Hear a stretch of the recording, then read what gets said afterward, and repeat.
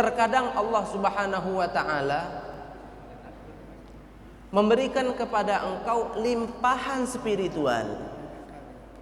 Terkadang Allah Subhanahu wa ta'ala melimpahkan dan memberikan kepadamu limpahan serta pemberian yang sifatnya spiritual.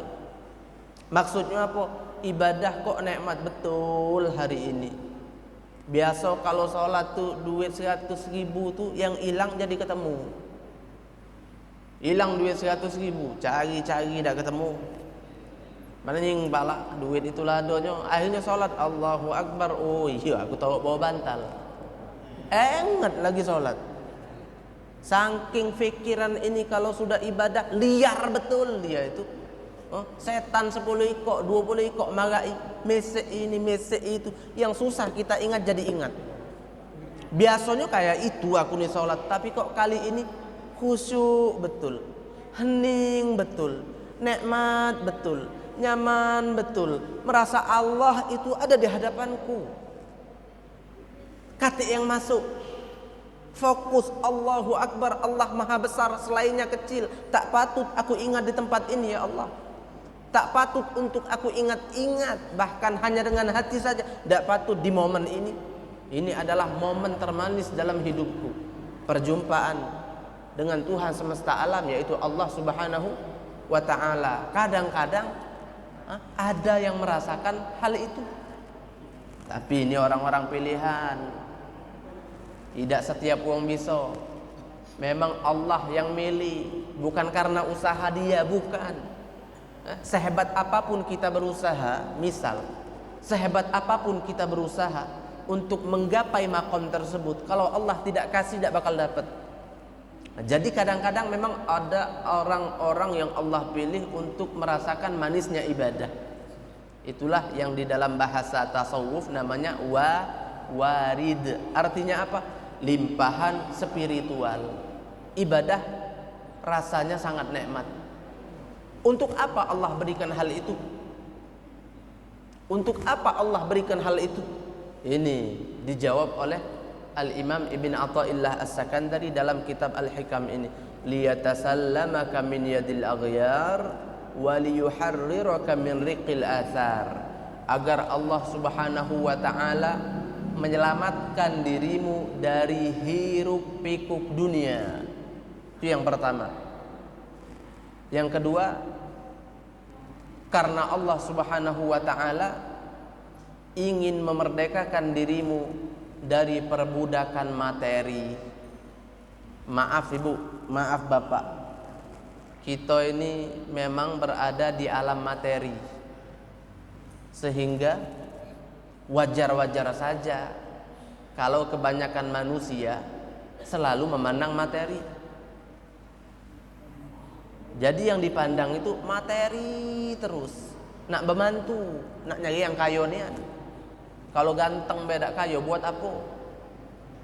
Yang kayo yang penting, buruk tak apa-apa, penting duitnya banyak.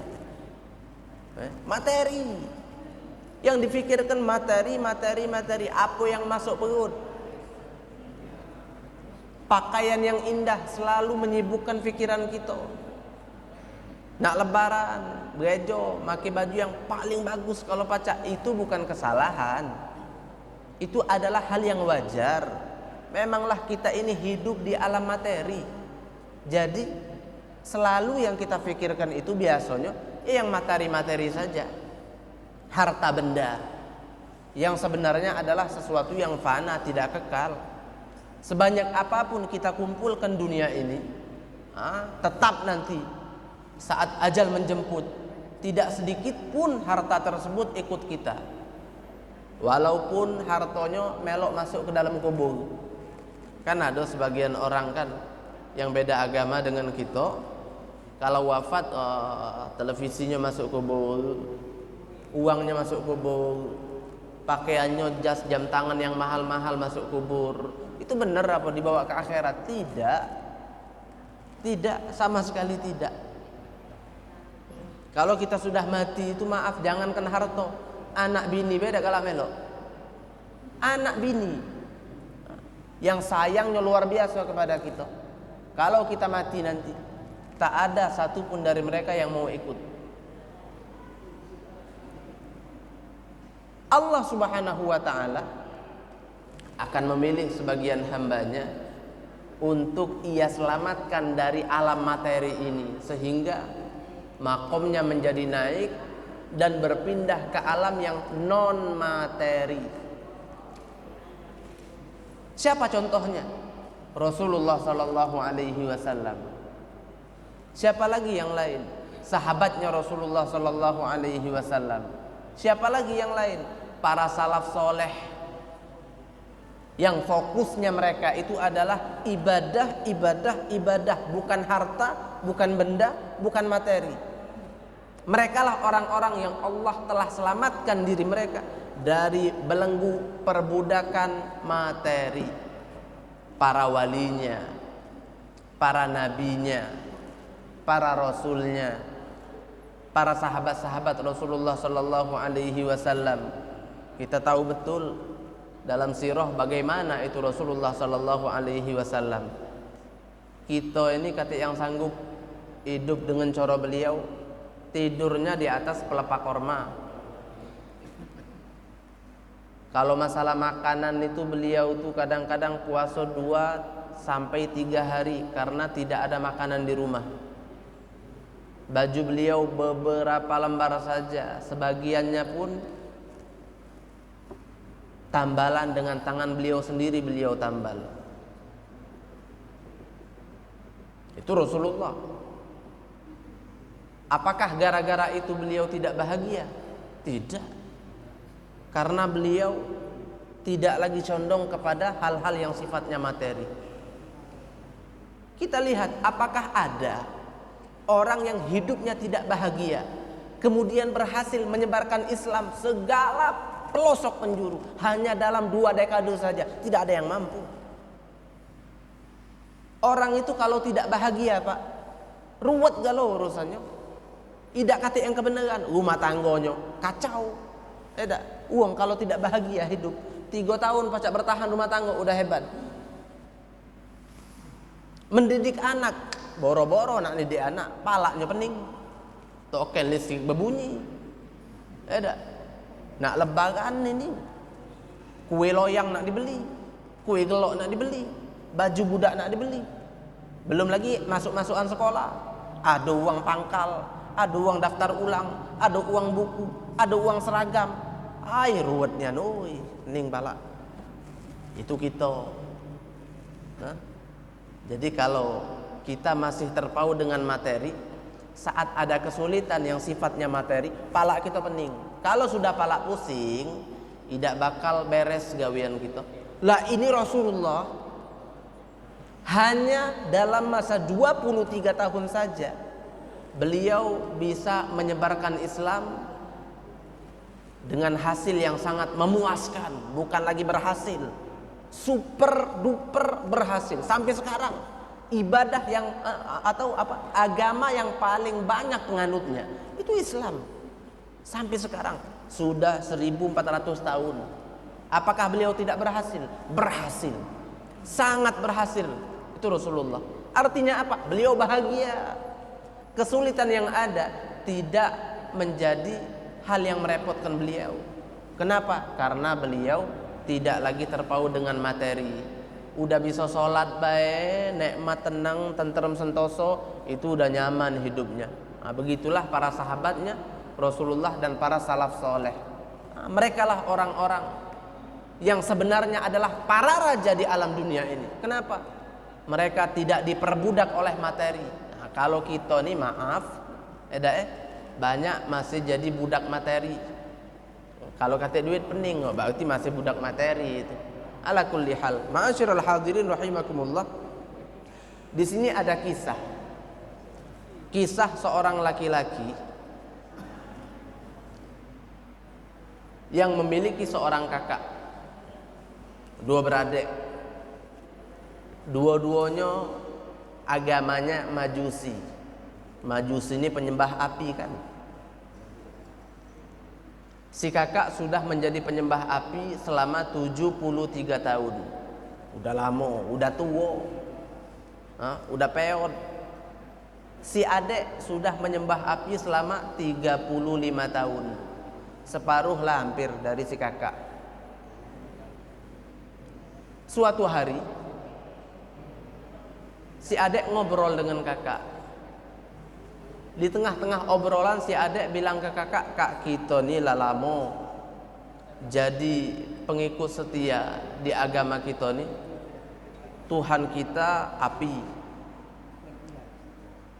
Mau dak kakak kalau aku ajak ngetes sampai di mana sih sudah Tuhan kita dengan kita? Kan kita setia nih, sudah nih dengan kita punya Tuhan. Aku 35 tahun, kakak 73 tahun. Cak mana sekarang kita tes? Kita nyalakan api, kita bakar tangan kita. Kira-kira dibakarnya dak kita?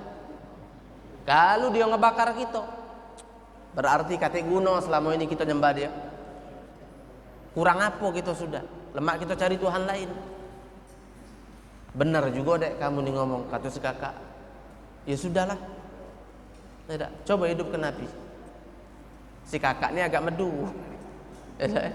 Sehingga pas si adek ngomong, ayo kakak dulu apa aku dulu? Kamu dulu bedek. Kamu dulu bedek. Akhirnya si adek tadi nyodorkan tangannya ke api. Wadaw kata. Mutung. Ay, mutung kah? Ay, kata guna berarti selama ini aku setia dengan kau. Ngomong dengan api tadi. Si kakak nyingok. Ay, iyo. Kata guna dek berarti dek. Cak mana jadi? Kita cari Tuhan lain be. Mulai berusaha. Bekutak nyari Tuhan lain. Pas nyari sepertinya mereka akhirnya condong kepada agama Islam. Ngobrol lagi si kakak dengan si adek. Jadi kita Muslim sepakat kak. Nah kita marahi siapa? Kita marahi kiai yang paling hebat. Ternyata di zaman itu ada seorang sufi hebat yang bernama Malik bin Dinar. Itu adalah zamannya Malik bin Dinar, seorang sufi besar. Akhirnya mereka berdua pada hari yang sudah mereka sepakati bersama-sama datang ke rumahnya Malik bin Dinar. Ternyata di saat itu Malik bin Dinar sedang duduk mengajar. Banyak orang di situ, rame.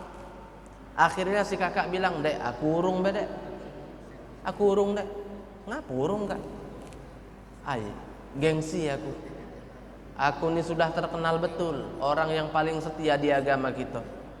Kalau aku pindah ke agama lain, apa kata wong? Ya Allah kak, nak denger kenapa kata wong? Apa urusan wong dengan kita? Katik selama ini wong tunjuk kita makan. Ay, tapi tidak lemak be jadi omongan wong. Terserah kakak." Kata saya, "Kalau kakak sudah belarilah sana sudah. Aku tetap dengan pendirian aku nak masuk Islam." Akhirnya si kakak tadi balik, urung. Si adek be jadi masuk Islam. Si adek ketika mau masuk ke majelisnya Malik bin Dinar teringat, kepalangan lah lemak aku ajak anak bini aku.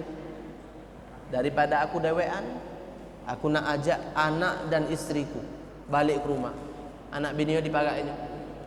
Anak-anakku, istriku, kita masuk Islam. Nurut baik kamu apa kata aku? Ya sudah pak.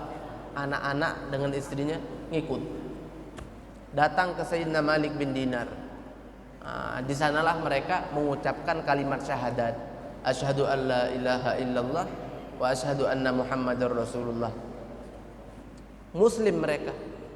Disambut dengan hangat oleh semua muslim yang ada di sana. Takbir mereka, Allahu Akbar. Kita bertambah saudara baru, saudara seiman, baru masuk Islam hari ini. Disambut dengan hangat. Saking hangatnya sambutan mereka, itu Malik bin Dinar bilang, "Tunggu, jangan balik dulu. Aku minta tolong sama murid-murid aku sokongan ngumpulkan duit buat kamu lah." Itu kan mu'allafah qulubuhum kan, itu baik kalau kita kasih uang zakat kan. Baik biar apa? Biar mereka itu merasa nyaman. Oh, dibaiki aku di agama ini. Jadi akhirnya Malik bin Dinar bilang, jangan balik dulu, kaget nanti santri-santri aku sokongan nak nunjuk kamu, hadiah lah, tando kasih, tando cinta. Akhirnya orang itu bilang, wahai Imam Malik bin Dinar, tidak usah repot-repot. Aku nih masuk Islam tulus, bukan karena pengen duit. Tidak usah, ditolaknya. Akhirnya kemudian mereka pindah rumah mungkin tidak jadi omongan orang sekitar yang masih non muslim. Pindah agama lain, takut tak kalau ringam ya, pindah ke tempat lain mereka. Pindah ke tempat lain ini berarti apa? Berejo ulang lagi nyari gawe. Kalau nak berbisnis ngulang awal lagi. Akhirnya mereka tinggal di sebuah tempat kumuh yang tidak terlalu ada penghuninya, nyari tempat yang memang murah, yang penting bisa tinggal dulu. Akhirnya tinggal di rumah itu. Di pagi hari istrinya bilang, ayo kak, sekarang kamu metu lah nyari duit, ke pasar lah, nak berdagang apa deh, tidak usah berdagang, nawarkan jasa be, kalau ada yang minta angkutkan barang, jadi kuli tidak apa-apa, yang penting boleh duit untuk makan bejadilah kak. Pergi ke pasar si suami tadi, ternyata sampai di pasar 2-3 jam kati yang mengambil jasa darinya tidak kepake, nganggur. Akhirnya nganggur tadi dia terpikir, ini masih polos ini orang ini. Sebagai seorang mu'allaf baru, akhirnya dia berkata dalam hati, ya Allah, ya Tuhanku, aku nih baru masuk Islam, pengen makan ya Allah, nak begawe dengan wong kati yang galak nerima aku jadi pegawainya. Sudah aku begawe dengan engkau be ya Allah, aku kerja dengan engkau saja ya Allah, katanya. Akhirnya apa? Dia nyingok ada sikok masjid kosong yang lama tidak terpakai. Dia masuk masjid itu dia sholat ibadah, ngapa? Begawe dengan Allah. Jadi dia bilang apa? Sholat di masjid kosong tadi, aku begawe dengan Allah dengan coro ini, katanya. Itu hari-hari Rabu. Sholat dari siang sampai maghrib, balik ke rumah tangan kosong, begawe dengan Allah, tidak bergaji, di akhirat gajinya. Akhirnya pas balik ke rumah, bininya nanya, boleh apa kak? Berapa dapat? Tidak boleh apa-apa dek. Kati yang maki jasa aku, kati yang ingin mempekerjakan diriku, tapi aku begawe tadi. Boleh gaji tak? Belum. Begawe dengan siapa kamu? Begawe dengan Allah. Maksudnya aku sholat di masjid sampai malam, puasa. Akhirnya anak beranak hari itu sampai besok dia keluar lagi. Itu hari-hari Kamis. Saat dia keluar mencari kalau ada orang yang ingin mempekerjakan dirinya, berjam-jam dia ke pasar, ternyata tidak ada. Akhirnya sudah, aku begawe dengan Allah lagi bela, kata. Masuk masjid itu lagi, sholat lagi. Tapi subhanallah, ketika dia beribadah di masjid, dia merasakan kenyamanan, tumakninah hatinya, tentrem, nyaman. Ada warid dari Allah. Apa itu warid? Pemberian yang sifatnya spiritual. Nikmat ketika beribadah, nikmat betul sampai malam. Balik ke rumah tangan kosong lagi. Bini bertanya, kak boleh apa? Tak boleh apa-apa deh. Begawe tak kamu? Begawe. Boleh gaji tak? Tidak. Kau baca? Ya begawe. Aku begawe dengan Allah, kata. Sholat lagi di pasar, kati yang nak maki jasa aku. Sedih bini. Lah 2 hari kak, lah 2 hari. Kesian anak-anak, aku baca nahan, kata bininya. Akhirnya besok hari Jumat pagi-pagi dia ke pasar lagi, ikhtiar. Sudah minta dengan Allah, dia pun ikhtiar, berusaha. Akhirnya ternyata subhanallah, tidak kunjung ada yang memakai tenaganya. Dia terpikir, sudahlah aku begawe dengan Allah lagi baik, insyaallah bergaji ya gini, kata. Masuk lagi ke masjid tadi, sholat lagi, nikmat betul, nyaman. Akhirnya beberapa saat sebelum adzan zuhur tiba, itu kan Jumat, ini masjid kosong yang dimasukinya nih. Dia berdoa habis sholat, ya Allah, Engkau telah muliakan aku dengan Islam dan iman. Sudah Engkau hiasi diriku ini dengan mahkota keimanan kepadamu. Sekarang aku minta pula kepada Engkau ya Allah nikmat tambahan, minta makan ya Allah. Aku 2-3 hari ke sini kerja dengan Engkau ya Allah. Anak istriku di rumah yang imannya masih lemah, takut nanti mereka hidup sulit nyalakan gara-gara masuk Islam. Nanti kalau mereka berkata walaupun di dalam hati, gara-gara kita masuk Islam ini hidup jadi saro. Nah, aku takut itu ya Allah. Minta duit buat makan ya Allah. Tolonglah dengan kemuliaan hari Jumat ini. Bawa hari Jumat beliau. Dengan kemuliaan hari Jumat ini, akhirnya dianya metu dari masjid, pergi ke masjid lain yang ada Jumatan, sholat Jumat. Sudah sholat Jumat dia balik. Bingung hari ketiga nih, kalau andai kata bininya nanyo ngawa apa kate apa dak lemak tambah. Sampai saking buntunya otaknya, dia itu bawa kain tadi diisinya tanah sama pasir, diikatnya untuk apa? Biar pacak nyawa be kalau bini nanya. Balik ngawa apa kak? Ngawa gendum buat godong. Niatnya naca itu. Ternyata subhanallah sudah itu dibungkus tanah padahal balik ke rumah. Ternyata pada saat dia sedang sholat Jumat tadi ada seorang laki-laki mendatangi rumahnya. Assalamualaikum. Waalaikumsalam kata bini tadi. Siapa kamu? Aku nih utusan. Ganteng wajah orang itu, putih berseri-seri, bawa nampan. Bawa apa kamu? Ini hadiah buat kamu, gaji, upah. Laki kau begawe lah 3 hari. Begawe dengan siapa? Begawe dengan Allah. Kau punya suami sudah kerja dengan Allah selama 3 hari sama hari ini. Nah ini gajinya. Apa dia nampan itu? Tidak tahu. Pokoknya nampan besar, tutup kain. Pas taruh ke dalam berat. Pada saat dibuka ternyata apa? Koin emas. Koin emas. Berapa jumlahnya? 1000. Itu namanya uang dinar kalau zaman dulu tuh. Akhirnya dia lihat, wah ini banyak ini upah ini. Jadi uang kaya mendadak. 1 dinar itu kurang lebih 4,25 gram. Kalau diduitkan 4.250.000 zaman ini. Siko kali kelas 1000 berapa miliar duitnya? 4 miliar lebih rupiahnya. Ya salam, pinternya laki aku ni begawe, kata bini tadi. Pinternya laki aku ni begawe. Begawe dengan Allah dia. Ini baru masuk Islam ini, masih polos kan. Begawe dengan Allah cak ini ternyata rupanya. Wah. Langsung dia ke Indomaret. Beli minyak, beli beras, beli gula, mampir ke warung sayur, balik ke rumah masak. Ada dagingnya, ada ayamnya, lengkap, ada telurnya, kuah kari, kuah malbi, dihidangkanlah.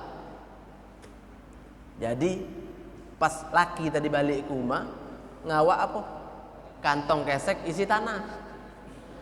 Pas dia nyampe ke rumah, alangkah wanginya bau masakan di rumahku nih. Dari mana? Akhirnya apa? Tidak kepedean, ngawak kantong isi tanah tadi, taruh di luar. Bini nyingok. Kak apa dia itu kak? Gendum kata lakinya.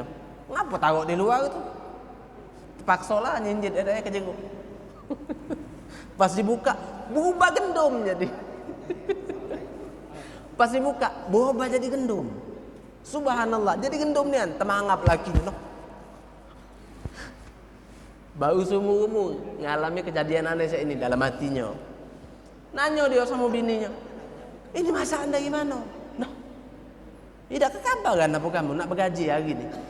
Kamu gajian kan? Tidak tahu aku. Iyo, yang nganterin tadi ngomong kamu begawe 3 hari sudah dengan Allah. Ini gajiannya. Apa dia? Buka kan emas banyak itu tadi. Wah, mangap lagi alhamdulillah. Ada pesan tak dari uang tadi? Ada pesan kak? Begawilah terus dengan Allah. Begawilah terus dengan Allah. Upahnya lebih besar lagi katanya. Iya nih, nah sudah. Ibadah be aku sampai mati kata uang tadi. ibadah sampai mati. Jadi luar biasa. Yang ingin kita tekankan di sini apa jadi dari kisah ini? Fokuslah beribadah. Berusahalah untuk mendapatkan warid dari Allah. Apa warid? Kenikmatan ketika beribadah. Limpahan nikmat yang sifatnya spiritual. Jangan terlalu fokus dengan materi. Karena kalau kita terlalu fokus dengan materi, kita akan menjadi hamba materi, hamba dunia, budaknya dunia. Orang kalau sudah jadi budak dunia, tinggal sholat tidak apa-apa. Yang penting gawe lancar, gaji cair terus tiap bulan. Tidak sholat, tidak apa-apa. Ada tak contohnya? Banyak. Sebanyak-banyaknya. Begawi, gaji. Sholat, sungkan. Ngapa? Sholat tidak bergaji. Begawi, gajiannya pasti. Siapa ngomong sholat tidak bergaji? Ini cerita tadi, jak mana ceritanya? Luar biasa. 3 hari cuma ada 4 miliar. Apa dia gawenya? Gawe dengan Allah, sholat. La nas'aluka rizqa nahnu narzuquk. Ini adalah kisah yang merupakan sebuah implementasi dan bukti nyata dari ayat yang berbunyi wa'mur ahlaka bis sholati wastabir 'alaiha. Perintahkan keluargamu salat dan bersabarlah atas itu. La nas'aluka rizqa, kami tak minta duit dengan engkau. Nahnu narzuquk, justru sebaliknya. Jikalau engkau kerjakan salat itu dengan baik, maka kami akan memberikan rizki yang berlimpah kepadamu. Tuh. Jadi mudah-mudahan kita adalah orang-orang terpilih untuk mendapatkan yang namanya warid atau kenikmatan ketika beribadah. Itu tapi ingat, harus ada nikmat ketika ibadah. Kalau tidak nikmat, masih hambar ibadah kita tuh. Masih belum khusyuk, masih nol nilai ibadah kita, masih tahapan TK. Tapi kalau sudah khusyuk, merasa nikmat, seakan-akan kita itu menyaksikan benar Allah itu ada di hadapan kita ketika sholat, itu baru ibadah yang baik, ibadah yang ada kenikmatannya, ibadah yang ada keikhlasannya, ibadah yang insya Allah membuat kita terlepas dari perbudakan materi atau perbudakan dunia. Kita menjadi orang-orang merdeka di dunia, merdeka di akhirat, merdeka di hadapan manusia, merdeka di hadapan Allah. Masalah ekonomi Allah yang tanggung, amin ya rabbal alamin. Mungkin hanya ini yang bisa Al-Fakir sampaikan. Lebih kurang Al-Fakir mohon maaf kalau ada salah-salah kata. Kepada Allah minta ampun. Hadza ma naqulu lakum wal 'afu minkum. Wassalamu alaikum warahmatullahi wabarakatuh. A'udzu billahi minasyaitonir rajim. Bismillahirrahmanirrahim. Alhamdulillahi rabbil alamin. Allahumma salli wa sallim ala sayyidina Muhammad wa ala ali sayyidina Muhammad. Rabbana anfa'na bima 'allamtana. Rabbi faqihna wa faqih ahlana. Rabbi 'allimna alladhi yanfa'una. Rabbi zidna 'ilman nafi'a. Allahumma ya muhawwilal ahwal hawwil halana wal muslimina ila ahsani hal. ونجنا من أعمال أهل الضلال وفعل الجهال. ربنا اغفر لنا ولإخواننا الذين سبقونا بالإيمان ولا تجعل في قلوبنا غلا للذين آمنوا ربنا إنك رؤوف رحيم. ربنا اغفر لنا ولوالدينا ولمشايخنا وارحمهم كما ربونا صغارا. ربنا آتنا في الدنيا حسنة وفي الآخرة حسنة وقنا عذاب النار وقنا عذاب النار وقنا عذاب النار. وصلى الله على سيدنا محمد وعلى آله وصحبه وسلم والحمد لله رب العالمين.